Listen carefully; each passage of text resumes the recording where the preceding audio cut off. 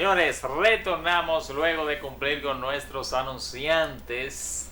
Llegamos a estos minutos finales de este espacio con un entrevistado que viene a hablarnos de lo que está ocurriendo en el plano internacional. ¿Qué está ocurriendo? La guerra o las guerras, primero entre Rusia y Ucrania, y desde hace un mes y algo, la guerra entre Israel y el grupo terrorista Hamas, que yo no diría que es Palestina, pero el experto Pedro Lara, quien le damos las buenas tardes. Muy buenas tardes, José Antonio.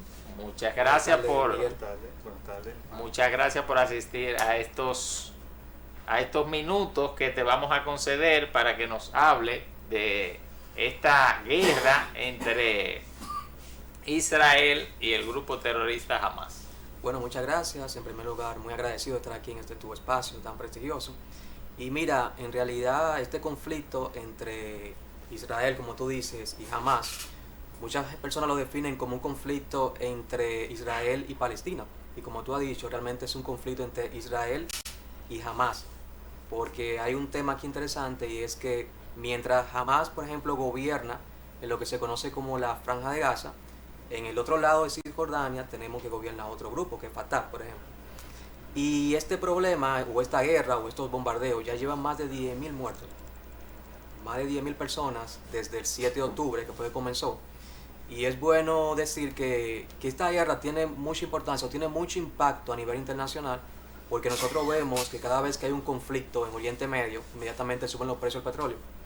Y nos afecta a nosotros, que dependemos bastante de los hidrocarburos, el petróleo, y también a muchos países de Latinoamérica. Entonces, este conflicto hay que entenderlo entre este problema que existe entre los países árabes e Israel. Recordemos que el conflicto comenzó el 7 de octubre, es una fecha importante el 7 de octubre porque se conmemoraba un aniversario más de la famosa esta guerra de Yom Kippur. Después de esta guerra comenzó en el 1973, fue una guerra que tuvo que enfrentar a Israel con varios países también de ahí de Oriente Medio. Entonces, muchas personas se preguntan por qué este conflicto o este ataque de Hamas sobre Israel lo agarró como de sorpresa. Porque fíjate cómo ellos pudieron acceder al territorio de Israel, cruzaron la frontera, dicho sea de paso, la frontera entre Israel y la Franja de Gaza es una de las fronteras más seguras del mundo. Tiene un sitio, incluso cuando aquí se comenzó a hablar de que se iba a construir el muro entre Haití y República Dominicana, una de las opciones fue contratar a la empresa de Israel que trabajó en el muro. Porque este muro se consideraba que era un muro infranqueable. Sin embargo, vemos cómo ellos pudieron pasar, cruzar la frontera y secuestrar a varias personas, entre ellos niños también.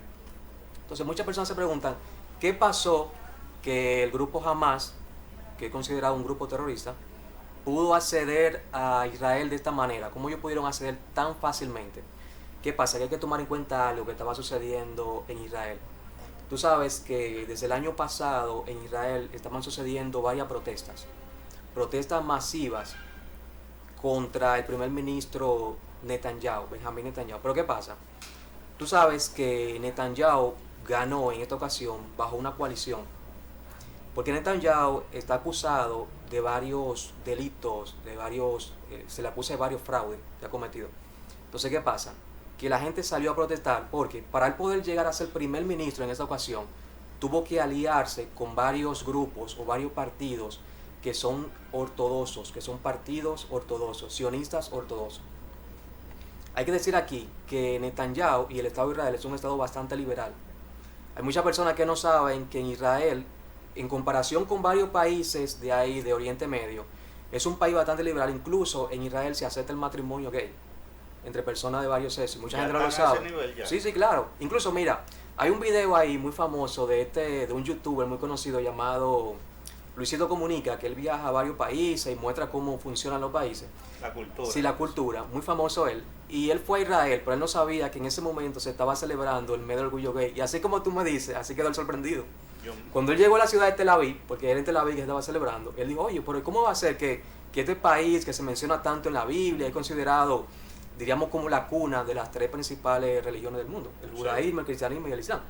Entonces cuando él llegó y se sorprendió cuando vio esta gente desfilando, pasa que en Israel se celebra el mes del orgullo gay. Israel es un mes completo, 30 no, días. se celebra el mes. Me parece que en julio ellos celebran el mes del orgullo gay, del orgullo gay que se celebra a nivel internacional. Entonces, ¿qué pasa? Lo que pasa es que Israel, mucha gente no sabe que es considerado la única democracia de Oriente Medio. Hay que tener su reserva en cuanto a esto, pero ¿por qué? Porque en Israel se permiten muchas cosas que no se permiten en otros países de Oriente Medio. Tanto eso que te digo, por ejemplo, tú dices, ¿en qué país de Oriente Medio, de esos que están en alrededor, se permite el aborto?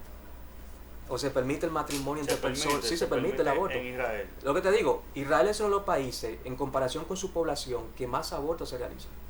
En Israel incluso el aborto se permite bajo cualquier circunstancia. En Israel todavía existe que si la mujer le es infiel al esposo. Es lo que te digo, mira, hay una diferencia que yo veo que muchas veces cuando se analizan estos temas de Israel, a veces se pasa desapercibido y se confunden algunas cosas. Primero, hay una diferencia, tú sabes, entre israelita e israelí. A veces la gente lo confunde. Una cosa es un israelita, que regularmente un israelita es un habitante del antiguo pueblo judío. Okay. Cuando tú hablas de un israelita, por ejemplo, Moisés, David, era un israelita. Sin embargo, un israelí es un ciudadano moderno del Estado moderno de Israel. Y el Estado moderno de Israel es un Estado bastante liberal, como te digo. Entonces, ¿qué pasa? Netanyahu incluso es un político bastante liberal. Entonces, para terminar de decirte lo que pasó, él ganó bajo una coalición de... Estaba afectada su imagen por los escándalos de corrupción que se le estaba acusando a él. Entonces, para él poder volver a ser primer ministro, él tuvo que aliarse a varios partidos, que son partidos sionistas ortodoxos. Entonces, era vida o muerte. O me alío a ellos o no puedo ganar. Tú sabes que es un régimen parlamentario. Tú tienes que tener mayoría, diputados. Sí. Entonces, para él poder llegar a ser nuevamente primer ministro, se alía con estos partidos del sionismo ortodoxo. Y muchos de estos partidos del sionismo ortodoxo son partidos que quieren suprimir toda esta libertad que existe en Israel. ¿Ve el contexto? Entonces, como la sociedad de Israel es una sociedad bastante liberal, cuando ellos vieron esta unión entre Netanyahu, hay un partido que se llama Osnan Yehudi, que significa el pueblo judío, que el líder de este partido es un señor llamado Itamar Ben-Gvir. Itamar Ben-Gvir se considera en Israel actualmente que fue el iniciador de este conflicto. ¿Por qué? Itamar Ben-Gvir, el ejército no le permitió ingresar. ¿Sabes por qué? Porque pertenecía a una agrupación que es considerada en Israel un grupo terrorista. Entonces él tomó represalia contra... No, oye lo que pasa. Entonces, cuando Netanyahu, que es bastante liberal, que apoya el aborto y los grupos LGBT, tiene que unirse a estos partidos ortodoxos de extrema derecha y también religiosos que quieren suprimir todas estas libertades, él tiene que aceptar, negociar con ellos. Dice, voy a negociar con ellos. ¿Qué hago? ¿Qué ustedes quieren? Bueno, nosotros queremos suprimir cierta libertad. Eso del orgullo en Jerusalén y en Tel Aviv, queremos suprimir eso. Entonces, ¿qué pasa? En esos acuerdos, tú sabes, siempre que se hacen acuerdos políticos, tú tienes que repartir el Estado. Entonces, ¿qué hace Netanyahu? Le asigna a Itamar Ben-Gvir, le asigna el ministro de Seguridad Nacional. Siendo ministro de Seguridad Nacional, ¿qué hace él? Va y visita lo que se llama donde está la mezquita. La mezquita ahí, el patio de la mezquita, que es considerada por los musulmanes como un lugar sagrado. Acuérdate que hay una parte ahí en Israel, que es donde está el templo, el antiguo muro del templo, que se considera el muro de las lamentaciones, y hay también una mezquita ahí. Entonces, cuando él va y visita ese lugar ahí, los musulmanes dicen, oye, pero es una afrenta contra nosotros. Dicen, oye, eso nosotros vamos a vengarnos de eso. Entonces ahí comienza el conflicto y suceden los ataques de Hamas contra Israel. Pero fue un momento de crisis, quería resaltar eso, que Israel estaba concentrado en la parte también de Cisjordania. Tú sabes que luego de los acuerdos, luego de la resolución de la ONU de 1947, ellos dividieron a Palestina, ¿verdad?, en un estado judío y un estado palestino. Entonces está la parte de la Franja de Gaza y la parte de Cisjordania. ¿Qué pasa? La parte de la Franja de Gaza, donde gobierna Hamas, como tú dijiste, y tenemos la parte de Cisjordania, donde gobierna Fatah. En esta parte, desde 1967, cuando la guerra de los 6 días, Israel tiene este lugar invadido, lo tiene dominado. Entonces, ¿qué pasa? Ahí están lo que se llaman los asentamientos de los pueblos judíos. Entonces, estos asentamientos, ya, no me cerramos.